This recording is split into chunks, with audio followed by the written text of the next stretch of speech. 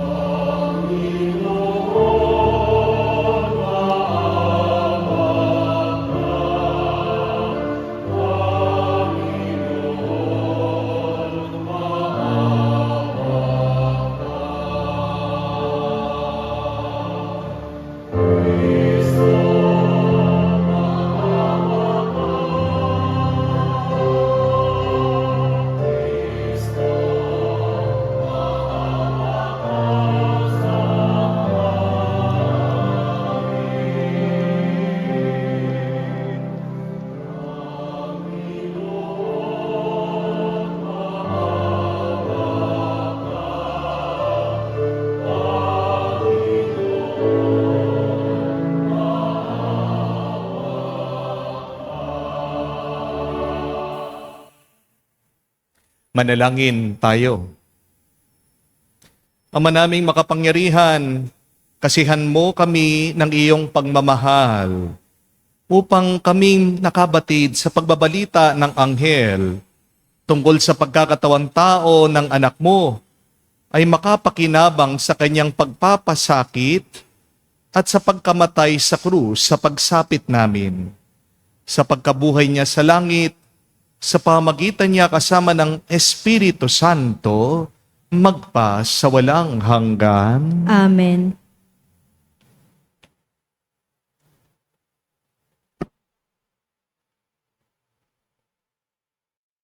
Pagbasa mula sa aklat ni Propeta Isaias.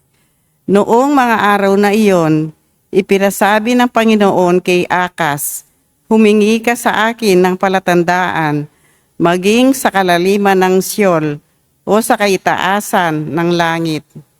Sumagot si Akas, "Hindi po ako hihingi, hindi ko susubukin ang Panginoon." Sinabi ni Isaias, "Pakinggan mo, sambayanan ni David, kulang pa ba ang galitin ninyo ang mga tao, na pati ang aking Diyos ay inyong niyayamot?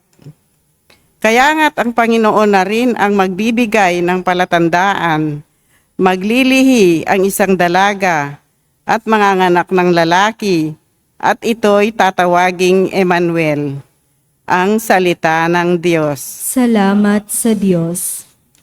Ang Panginooy darating, siya'y dakilang hari natin. Ang Panginooy darating, siya'y dakilang hari natin. Ang buong daigdig, lahat ng naroon, may hari ang Diyos, ating Panginoon. Ang mundo'y natayo at yawong sandigay, ilalim ng lupa, tubig kalaliman. Ang Panginooy darating, siya'y dakilang hari natin. Sino ang marapat umahon sa burol? Sa burol ng puon, sino ngang ahahon? Sinong papayagang pumasok sa templo? Sinong tutulutang pumasok na tao? Ang Panginooy darating, siyang dakilang hari natin. Ang Diyos na Panginoon, pagpapalain siya. Ililigtas siya at pawawalang sala. Gayon ang sinumang lumalapit sa Diyos, silang lumalapit sa Diyos ti Jacob. Ang Panginooy darating, siyang dakilang hari natin.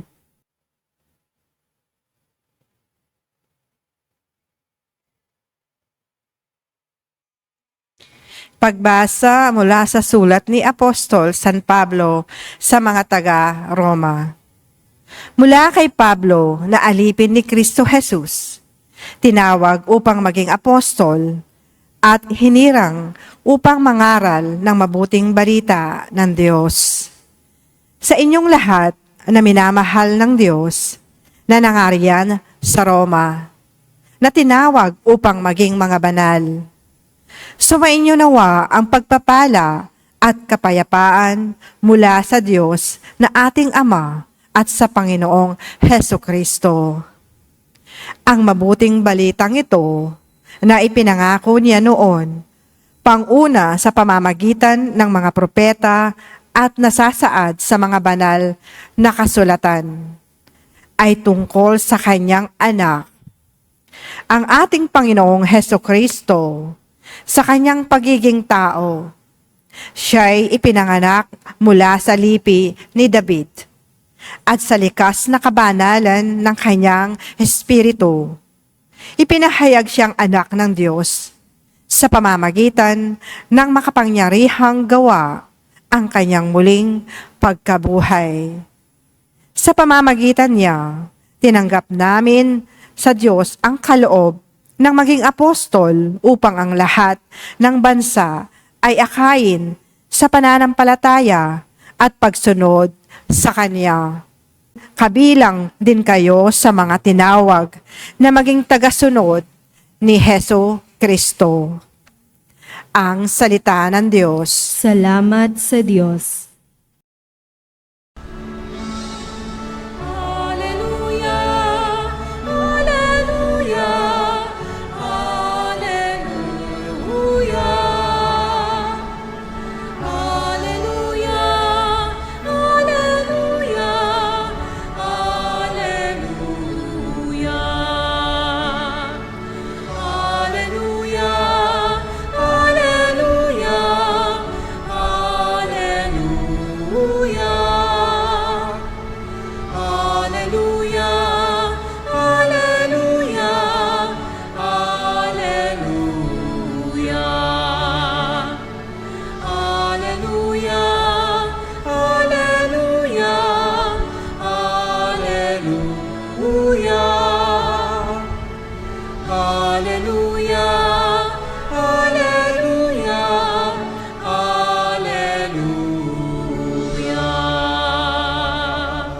Maglilihi ang dalaga, lalaking isisilang niya'y Emmanuel na poong sinta.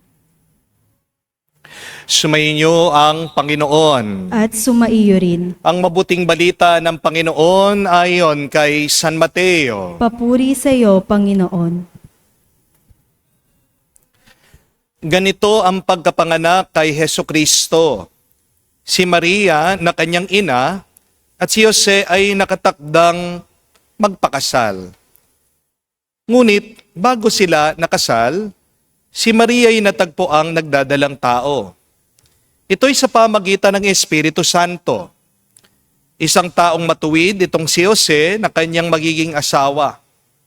Ngunit ayaw nitong mapahiya si Maria. Kaya pinasya niyang hiwalayan na lamang ito ng lihim. Samantalang iniisip ni Jose ito, nagpakita sa kanya ang isang panaginip.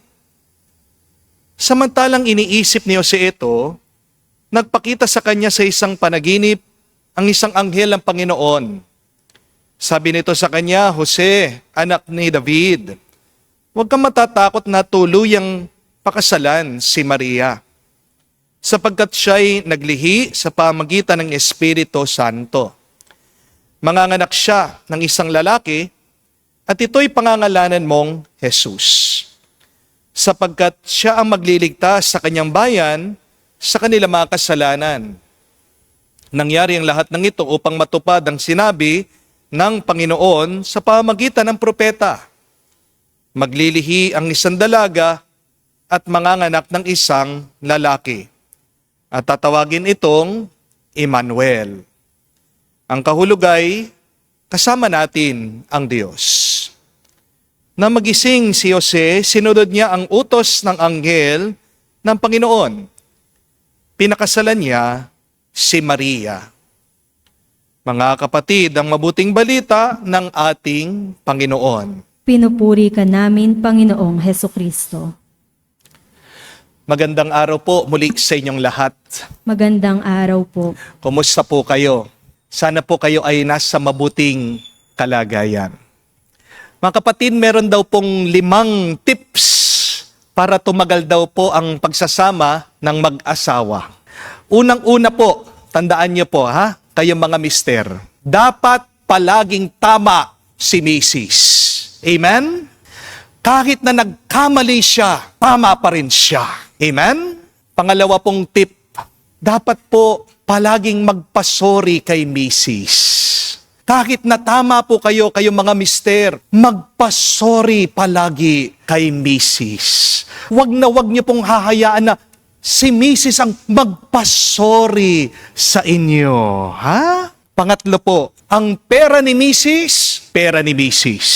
Amen? Wag niyo pong papakialaman ang pera ni Mrs. Pero pang-apat, ang pera ni Mister, pera ni Mrs. Ayan. Pag sumusweldo na po kayo, surrender kay Commander. No, pinakatitignan na yung kanilang mga mister. At pang-5, kailangan po pasayahin nyo ang mga misis nyo. Bakit? Dahil ang kasabihan, a happy wife is a happy life. Amen. Ayan. Tahimik ang mga lalaki. Ang tanong lang po, kapag ba ginawa nyo po ang 5 tips na ito, sigurado ba magtatagal ang pagsasama? Yes or no? No! Di po ba? Ang sagot, hindi.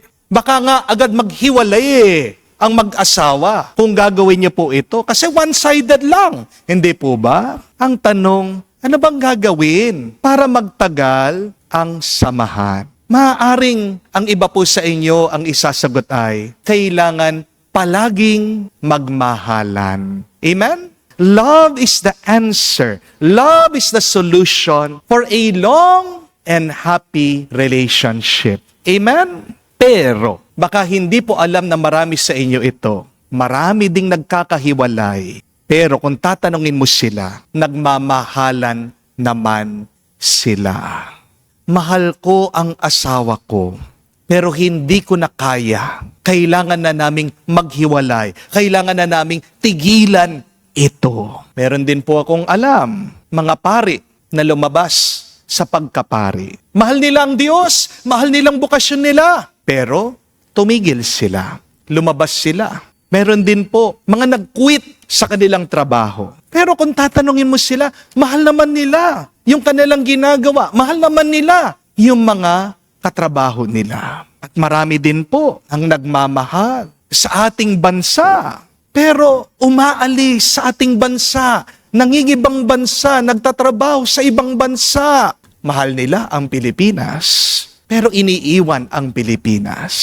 Mukhang hindi sapat ang pagmamahal. Di po ba? It seems that love is not enough so that we can have a long and happy relationship. Kasi po ang katotohanan, nawawala ang pagmamahal minsan. Amen? Yan po ang katotohanan. Minsan hindi natin nararamdaman ang pagmamahalan. And that is really the problem. That sometimes we fall out of love. Amen? At yan po ang ating sagutin ngayon. Ngayon pong ating pinagdiriwang ang pang-apat na linggo ng Adviento. Ngayong sinindihan natin ang pang-apat na kandila ng korona ng Adviento na sinisimbolo ang pagmamahal. Ang tanong, paano kaya hindi mawala ang pagmamahal sa ating buhay? How can we not fall out of love? Tatlong bagay lang po ang gusto kong tandaan niyo. Unang-una, dagdagan mo pa ang pag-ibig. Increase your loving. Minsan, may ayaw na sa kanilang mga asawa kasi wala na daw silang nararamdaman. Di po ba? Normal lang po yan. Minsan, darating yung punto, yung panahon, wala nang kilig. Wala na rin yung chemistry. Wala na yung kuryente. Pero kapatid, unawain niyo po ito. Hindi ibig sabihin, wala na kayong nararamdaman sa bawat isa, ay wala nang pagmamahala.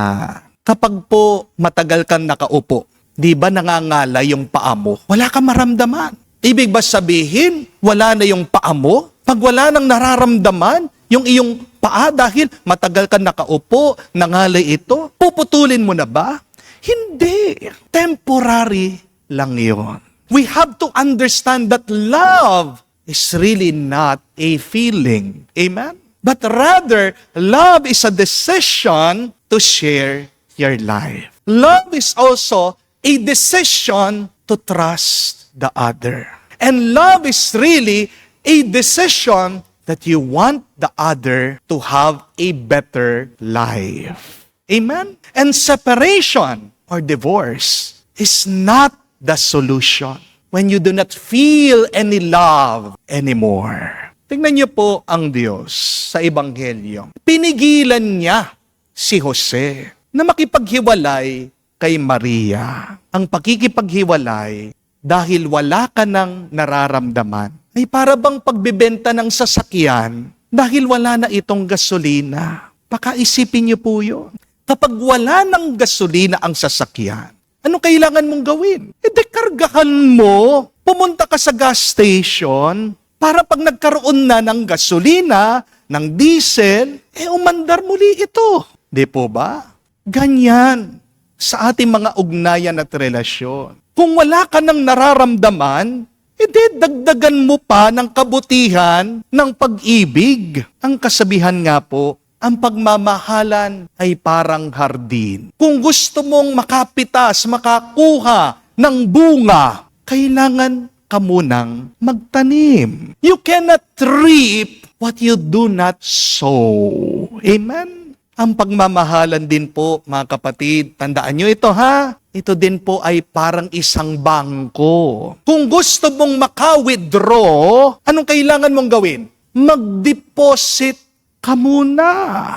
Kung gusto mong makakuha ng pera, ano kailangan mong gawin? Magbigay ka muna, magtago ka muna ng pera.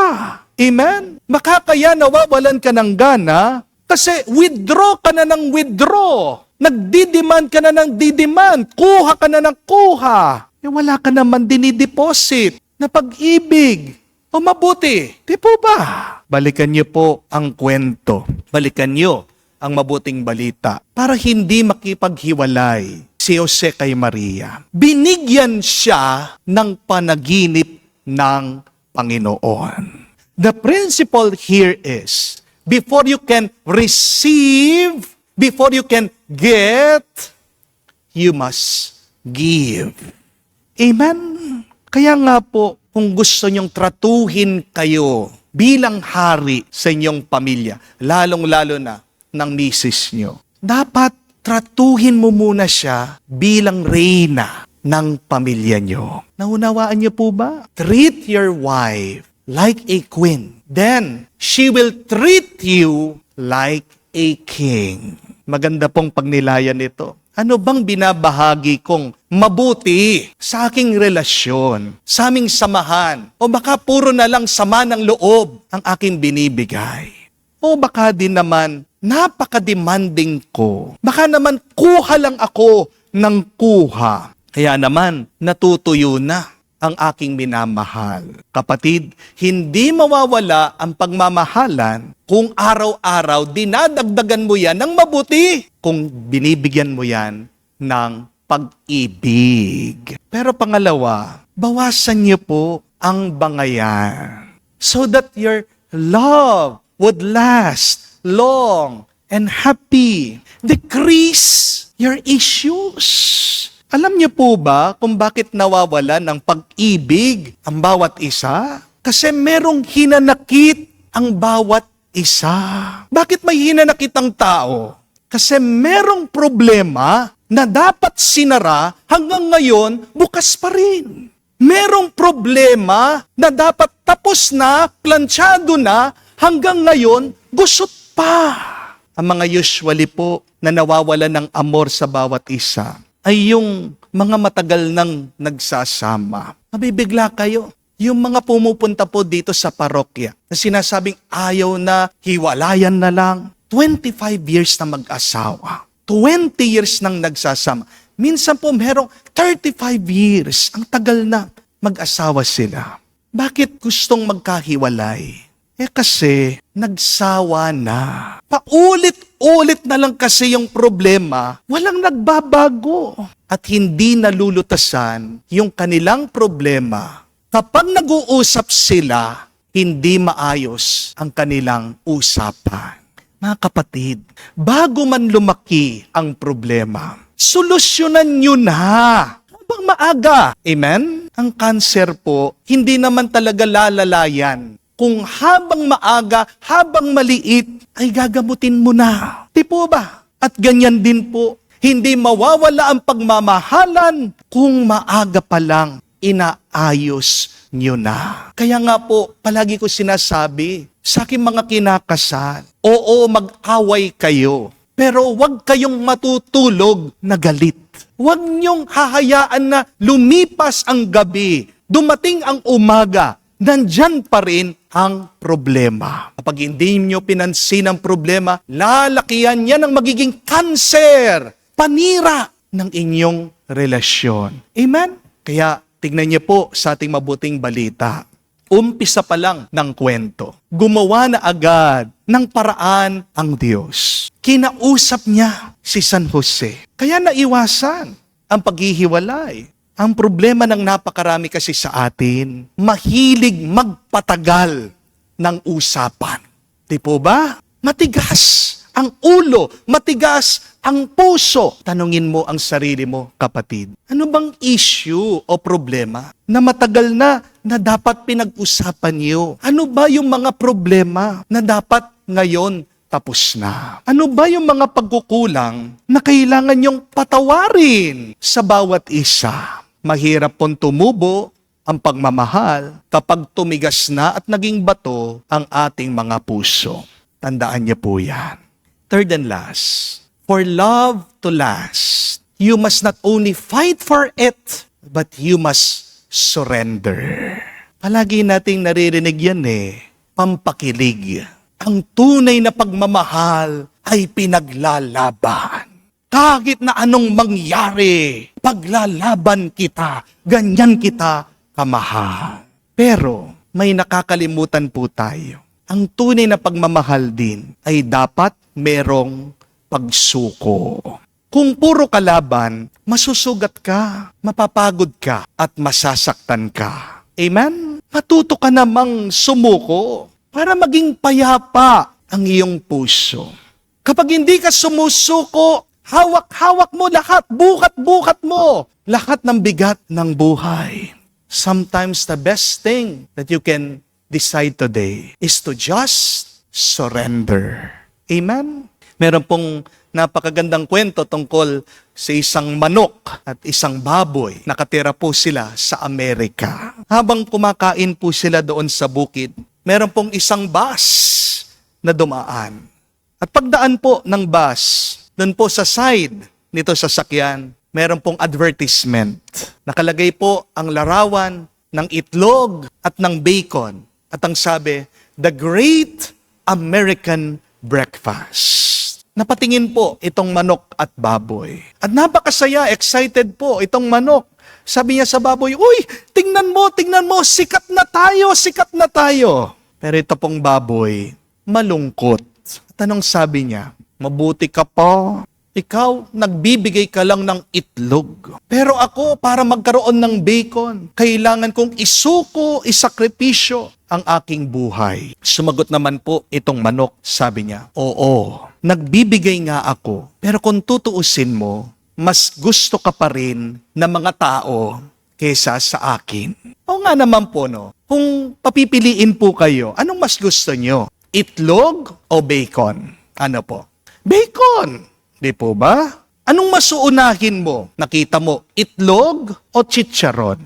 Chicharon! Kahit na mataas ang presyon mo. Di po ba? Kung ikaw ay niyaya sa handaan at nakita mo, itlog o lechon, anong unahin nyo? Siyempre, lechon. Amen? Ang manok, contribution lang ang binibigay. Pero yung baboy, sakripisyo ang inaalay. At alam niyo po, pagdating sa Diyos, mas masaya siya kapag sinusuko natin mismo ang buhay natin para sa Kanya.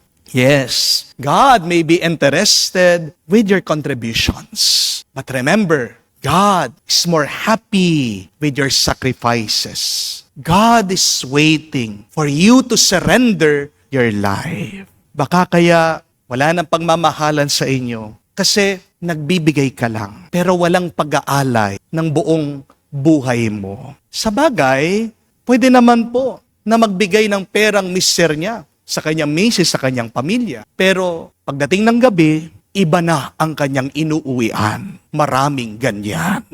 Maaari din naman po na mag-submit ng project ang isang bata. Pero galing lang niya ito sa AI. Hindi pinag-isipan, hindi pinagpaguran. Walang puso yung kanyang ginawa. Pwede din naman po pumasok ang isang nagtatrabaho, pero kalahati ng araw, anong ginagawa? Nagfe-Facebook. Nandun sa lamesa, nagtatamad. Magkaiba ang nagbibigay sa nag-aalay. Kasi hindi lahat ng nagbibigay ay nagmamahal. Pero lahat na nagmamahal ay siguradong nag-aalay. Remember that. Not all who give love, but those who love cannot help themselves to give and to sacrifice. Kaya nga po, si San Jose, tinuturing siya isa sa pinakamarangal na santo. One of the greatest saints is Saint Joseph. Bakit? Kasi nag-alay po siya ng kanyang sarili. Tahimik, tapat, sa kagustuhan ng Diyos. Magandang pagmunihan po ito. Ikaw ba ay nagbibigay o nag-aalay? Ang pagmamahalan ay magpapatuloy lang na matagal at masaya kung may nagsasakripisyo at nag-aalay ng buong sarili. Amen? Mga kapatid, mahalaga po na magpatuloy tayo na nagmamahalan. Dahil kapag may pagmamahal, nandun ang Diyos. Kung walang pagmamahal, walang Diyos. At kung walang Diyos, walang buhay. Amen? Ang Diyos ay sinisilang sa mga pusong puno ng pagmamahal. Harinawa, huwag kang mawala ng gana sa iyong pagmamahal. Paano? Tandaan mo, ang 3 hakbang na ito. Dagdagan mo pa ang mabuting ginagawa mo, ang pag-ibig mo. Pangalawa, agad mo nang ayusin ang problema. At pangatlo, isuko ang sarili. Huwag ka lang magbigay, pero alay mo buong-buo ang sarili mo. At tulad ni San Jose, kapag nagmamahal tayong buo, tahimik at totoo, mananatili ang pagmamahal sa atin hanggang wakas. Pagdasal natin, naway umapaw ang pagmamahal ng Diyos sa ating buhay para salubungin natin ang Pasko na may payapang puso, na may masayang kalooban. Amen. Tumayo po tayo, pahayag po natin ang ating pananampalataya, ating sabihin, sumasampalataya ako. Sa Diyos amang makapangyarihan sa lahat, na may gawa ng langit at lupa. Sumasampalataya ako kay Hesukristo, iisang anak ng Diyos, Panginoon nating lahat. Nagkatawang tao siya, lalang ng Espiritu Santo, ipinanganak ni Santa Mariang Birhen, pinagpakasakit ni Poncio Pilato, ipinako sa krus, namatay, inilibing, nanaog sa kinaroroonan ng mga yumao, nang may 3 araw, nabuhay na mag-uli, umakyat sa langit, naluklok sa kanan ng Diyos amang makapangyarihan sa lahat, doon magmumulang paririto, at huhukom sa nangabubuhay at nangamatay na tao. Sumasampalataya naman ako sa Diyos Espiritu Santo, sa banal na simbahang katolika, sa kasamahan ng mga banal, sa kapatawaran ng mga kasalanan, sa pagkabuhay na muli ng nangamatay na tao, at sa buhay na walang hanggan. Amen. Tuwing na tayong inaanyayahan ng Panginoon maging katambal niya sa pagtupad sa kanyang plano. Dahil sa ating mga kahinaan, panalangin natin ang kanyang tulong sa atin at sa ating mga minamahal. Tugon nating, Panginoon, dinggin mo kami. Panginoon, dinggin mo kami. Nawa ang simbahan ay lubos na manalig sa Diyos, lalo na sa harap ng pagsubok, at maging laging tapat sa Kanya. Manalangin tayo.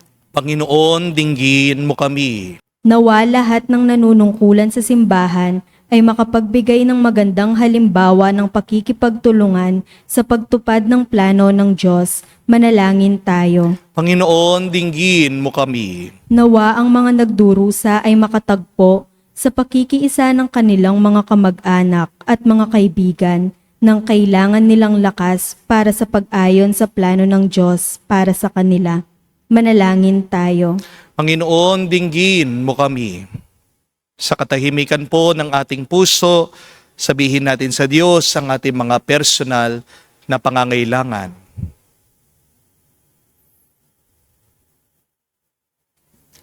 Panginoong Diyos, biyan mo kaming tumulad sa halimbawa ni Jesus na masunurin mong anak at gawin mong tapat na kasangkapan ng iyong plano ang aming buhay.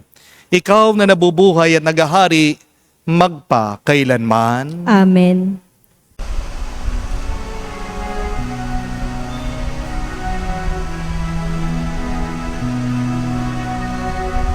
Aming hatid, alay na ito, ang tinapay na nagmula sa pagpapala mo, at tanggapin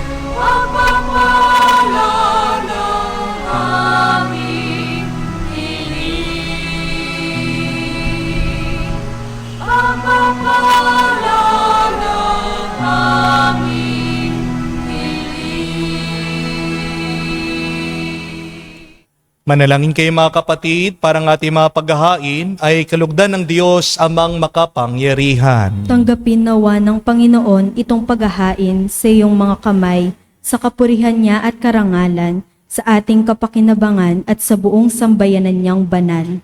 Ama naming lumikha, ang mga alay naming nakahain sa iyong dambana ay pabanalin nawa ng paglukob ng Banal na Espiritu na pumuspos sa sinapupunan ng Mahal na Birhen Maria upang magdalang tao at magsilang sa iyong anak na siyang namamagitan magpa sa walang hanggan. Amen. Sumainyo ang Panginoon. At sumaiyo rin. Itaas sa Diyos sa inyong mga puso at diwa. Itinaas na namin sa Panginoon. Pasalamatan natin ang Panginoong ating Diyos. Marapat na siya ay pasalamatan. Ama naming makapangyarihan, tunay nga marapat na ikaw ang aming pasalamatan sa pamagitan ni Kristo na aming Panginoon. Ang pagsusugo mo sa Kanya ay pinahayag ng lahat ng mga propeta. Ang pagsilang niya ay pinanabikan na Mahal na Birhen Kanyang inang tunay. Sa kapangyarihan ng Espiritong Banal, ang pagdating niya ay inilahad ni San Juan Bautista sa kanyang pagbibinyag. Ngayon pinaghahandaan namin ang maligayang araw ng kanyang pagsilang. Kami nananabik at nananalangin, lubos na makaharap sa kanyang kadakilaan. Kaya kaisa na mga anghel, nagsisiawit ng papuri sa iyo, nang walang humpay sa kalangitan, kami nagbubunyi sa iyong kadakilaan.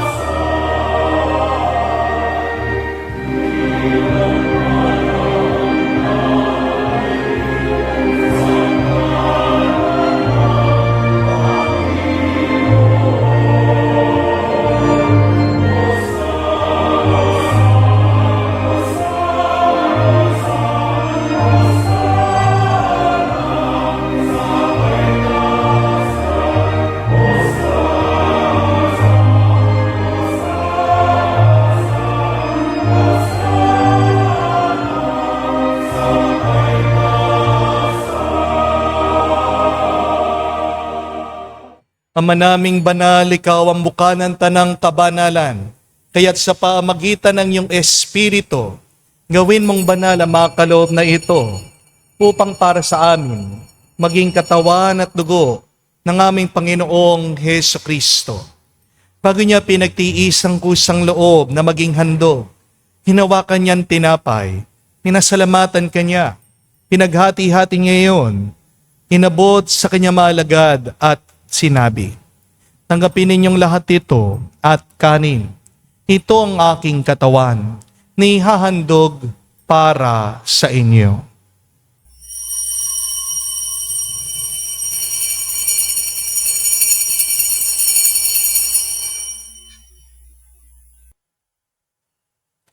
Gayon din naman na matapos ang hapunan, hinawakan niyang kalis. Muli kanyang pinasalamatan, nabot niyang kalis sa kanya malagad at sinabi, tanggapin ninyong lahat ito at inumin. Ito ang kalis ng aking dugo, ng bago at walang hanggang tipan. Ang aking dugo na ibubuhos para sa inyo at para sa lahat, sa ipagpapatawad ng mga kasalanan. Gawin ninyo ito sa pag-alaala sa akin.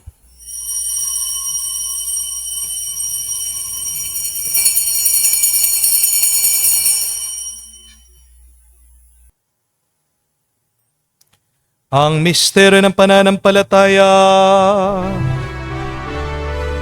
Aming ipinahayag na namatay ang iyong anak, nabuhay bilang Mesiyas,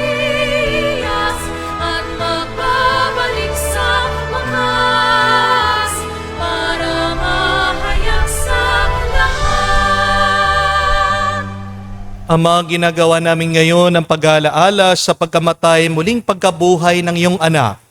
Kaya tinialay namin sa iyo ang tinapay nagbibigay buhay at ang kalis sa nagkakalob ng kaligtasan.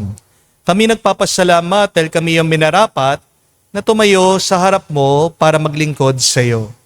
Sinasamo namin kami magsalo-salo sa katawan at dugo ni Kristo ay mabuklod sa pagkakaisa sa pamagitan ng Espiritu Santo.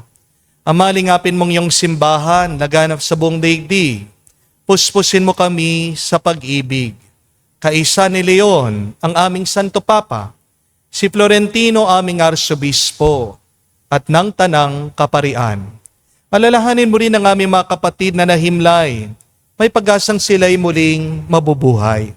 Ngayon din naman lahat ng mga pumanaw, kawan mo't sila't patuloyin sa iyong kaliwanagan. Kawan mo't pagindapatin kaming lahat makasalo sa iyong buhay na walang wakas. Kaisa na mahal na Birhen Maria, Ina ng Diyos, kaisa ni San Jose, ang kanyang malwalhating esposo. Kaisa ng mga apostol at lahat ng mga banal na namuhay dito sa daigdig, nakalugod-lugod sa iyo. May pagdiwang nawa namin ang pagpupuri sa ikararangal mo sa pamagitan ng iyong anak, aming Panginoong Hesukristo. Sa pamamagitan ni Kristo, kasama niya at sa Kanya, ang lahat ng parangal at papuri ay sa iyo, Diyos Ama, makapangyarihan, kasama ng Espiritu Santo, magpasawalang hanggan. Amen. Amen. Amen. Amen. Amen. Amen. Sa nakagaling na utos sa turo ni Jesus sa Panginoon natin at Diyos, ipahayag natin ang lakas, loob.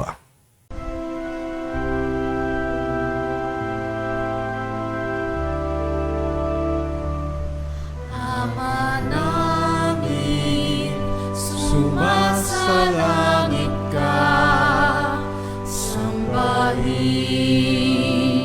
ang ngalan mo, mapasa amin ang kaharian mo, sundin ang loob mo dito sa lupa para nang sa langit. Bigyan mo kami ngayon ng aming kakanin sa araw-araw at patawarin mo kami sa aming mga sala para ng pagpapatawad namin sa nagkakasala sa amin. At huwag mo kaming ipahintulot sa tukso at iadya mo kami sa lahat ng masama. Hinihiling namin kami, Adya, sa lahat ng masama, pagkalooban ng kapayapaan araw-araw, ligtas sa kasalanan, ilayo sa lahat ng kapamakan, samantalang aming pinanabikan ang dakilang araw ng pagpapahayag ng tagapagligtas naming si Hesukristo. Sapagkat iyo ang kaharian at ang kapangyarihan at ang kapurihan magpakailanman. Amen. Panginoong Hesukristo, sinabi mo sa mga apostol, kapayapaan ang iniwan ko sa inyo, ang aking kapayapaan, binibigay ko sa inyo. Tungayan mo ang aming pananampalataya at huwag ang aming pagkakasala.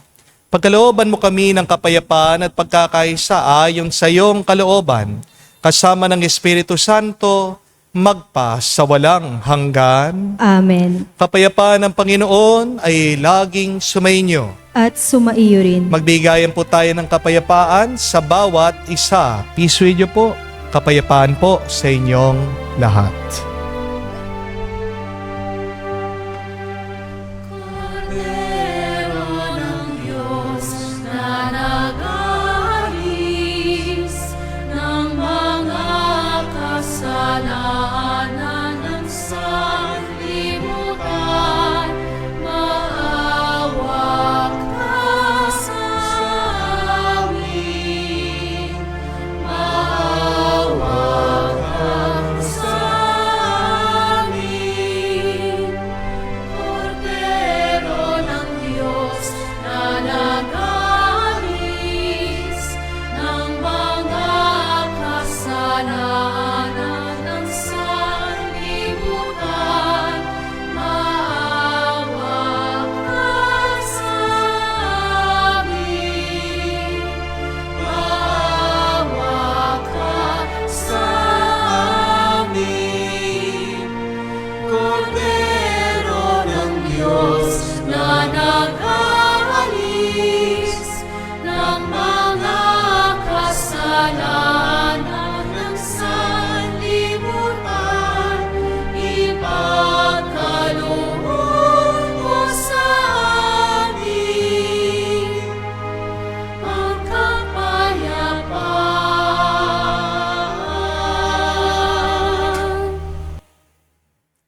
Mga kapatid, naririto ang ating Panginoong Jesucristo, ang Kordero ng Diyos. Siya nag-aalis sa mga kasalanan ng sanlibutan. Mapalad tayong lumalapit sa piging ng Kordero. Panginoon, hindi ako karapat-dapat na magpatuloy sa iyo, ngunit sa isang salita mo lamang ay gagaling na ako.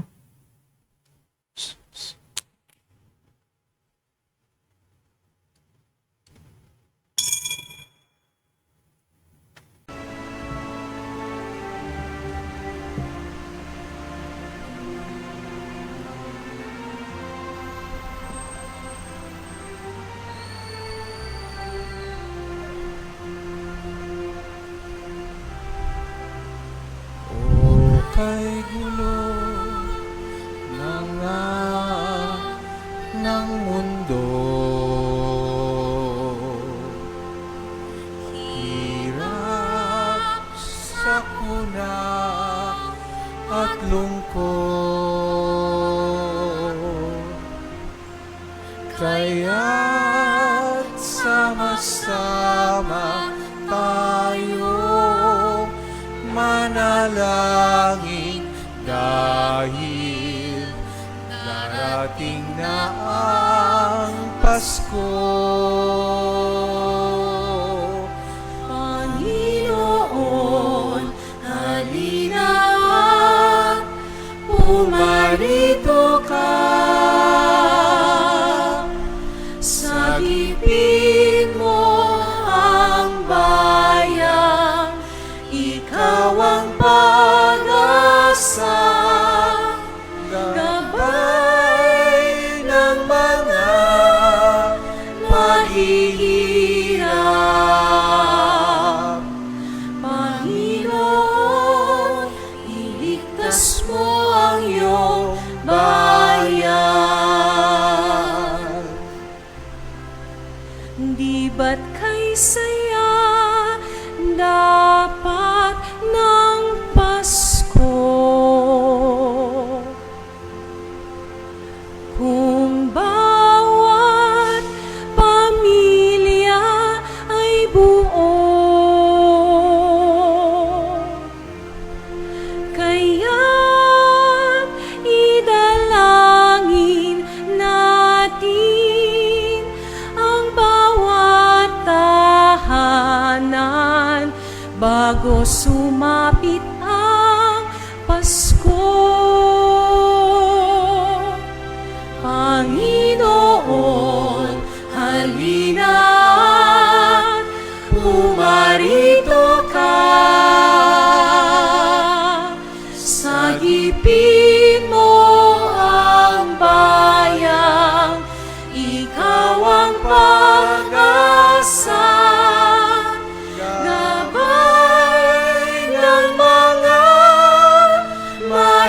hirap. Panginoon, iligtas mo ang iyong bayan. Lumuhod po tayo para sa panalangin para sa mga may sakit. Panginoong Yesus, lumalapit po kami sa iyo ngayon upang idulog ang kagalingan ng mga may sakit. Haplusin niyo po sila at pagkalooban ng panibagong lakas upang sila ay muling makapaglingkod sa iyo. Patawarin niyo po sana sila sa kanilang mga kasalanan at pagkalooban din ng kagalingang pangkaluluwa. Sa katahimikan po ng ating puso, sabihin natin ang mga pangalan ng mga kapatid nating may sakit sa Diyos. Hilingin natin ang mabilis silang kagalingan.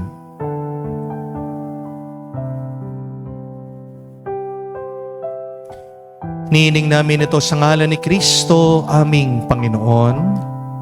Panginoon, kaawaan mo kami. Amen. Amen. Panalangin para sa mga OFW.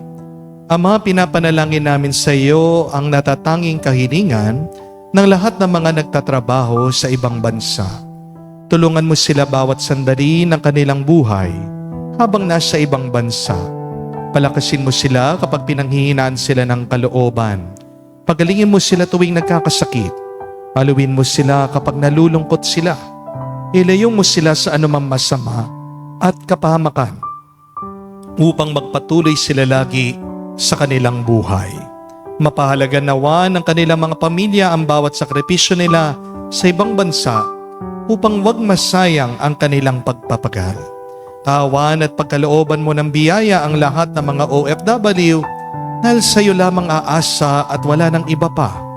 Ang lahat ng ito ay aming sama-samang panalangin sa ngalan ni Jesus. Amen.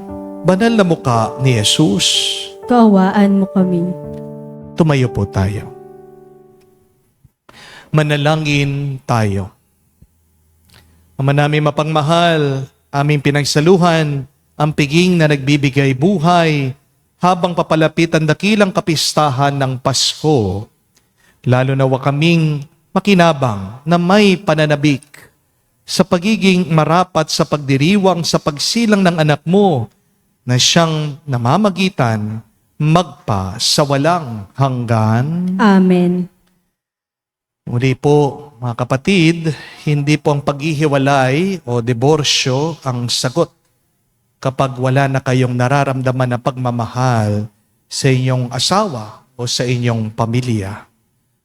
Ang pakikipaghiwalay nang dahil lang wala kang nararamdamang pagmamahal ay parang pagbebenta ng sasakyan dahil wala na itong gasolina.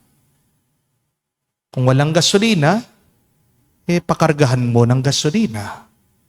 Kung wala kayong nararamdamang pagmamahal, 3 hakbang, kamukha ng akin nabanggit kanina sa homilya. Una, dagdagan pa ang pagiging mabuti sa iyong minamahal, dagdagan pa ang pag-ibig mo sa kanila. Bago ka makakuha, kailangan marunong ka munang magbigay. Amen? May napakaganda po kong nabasa, sabi po ng kasabihan. Kapag ang martilyo napukpok ang daliri ng karpintero, hindi niya ito tinatapon. Pero pag napukpok, nasaktan ang karpintero sa kanyang martilyo, natututo na siya na sa susunod, marunong na siyang umiwas at hindi na siya masasaktan muli. Di natin may iwasan na sa ating pagmamahalan na masasaktan tayo.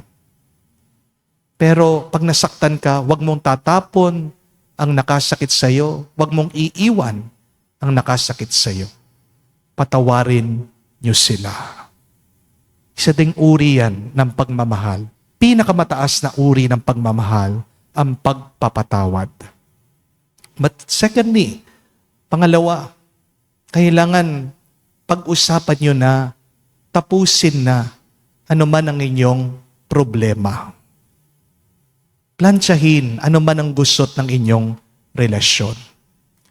habang tumatagal, diyan lumalaki ang gusot, ang inyong hidwaan, ang inyong hindi pagkakaintindihan. Amen? At kahuli-hulihan, kailangan kayong sumuko sa bawat isa, sumuko sa Diyos. Tandaan nyo, hindi makakagawa ng milagro ang Diyos kung hindi mo isusuko buong buo ang sarili mo sa Kanya. Ang pagmamahalan daw, ang magandang relasyon, ay parang isang hardin. Hindi aksidente na gumaganda ang hardin. Gumaganda ang hardin kapag may nag-aalaga dito. Hindi nyo kayang alagaan ang bawat isa. Dahil tayo'y taong hindi perpekto. Pero meron tayong isang perpektong Diyos. Meron tayong isang mapagmahal na Panginoon na kaya niyang alagaan, pagandahin, at gawing mas mabuti ang inyong pagmamahalan. Palagi kayong lumapit sa Diyos, isuko nyo yung sarili sa Diyos at mapupuno kayong muli ng panibagong lakas para magmahal muli. Kaya nga po, para po sa ating assignment ngayon pong linggo, isuko nyo ang inyong sarili sa bawat isa at sa Diyos. Gawin nyo muna kung ano yung gusto ng inyong minamahal. Magbigayan kayo. Tanungin nyo, mahal, anong gusto mong gawin natin ngayon? Then gawin nyo yon. Pagkatapos naman, dapat kayong mga misis, tanungin nyo ding mga mister nyo, anong gusto mong gawin natin ngayon? Kailangan merong give and take. Because you cannot take if you do not give. Amen?